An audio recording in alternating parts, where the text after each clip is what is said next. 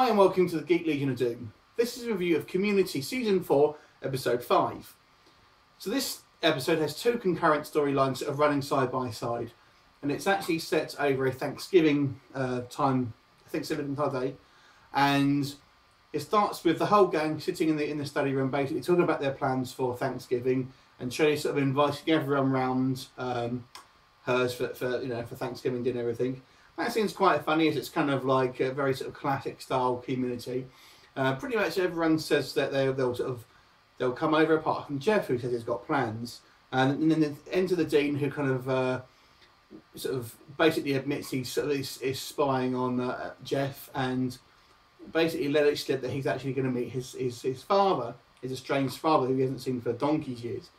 And the looks of all the group, they all know that obviously that Jeff has some sort of father issues, and that's quite a good scene, the reactions of people and then how Jeff is sort of deals with them. After that, you kind of have the story sort of splitting into two real storylines. So Britta ends up going with Jeff to sort of see his father, because obviously she likes to sort of stick her oar in when it comes to this sort of thing, sort of psychologist stuff. And then you've got the rest of the gang basically get around going around Shirley's. Now, this episode may be a little bit different from a lot of episodes. It has a lot more emotional depth to it than previous sort of episodes of Community. It has a general whole to it. So it has touched on it from time to time before, but certainly for this season, this is really the one that has the most the most emotional stuff happening to it. Where the scenes with Jeff, and as it turns out, he's got a half brother as well.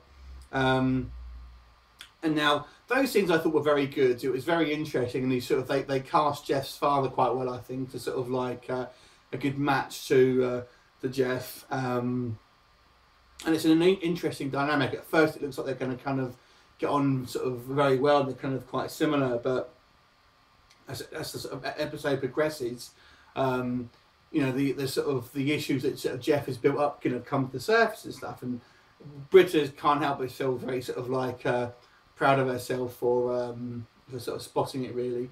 And there was some really good, because pretty much Jeff really sort of admits that she was kind of right at the end of it. That was really good, and that part of the episode I really enjoyed.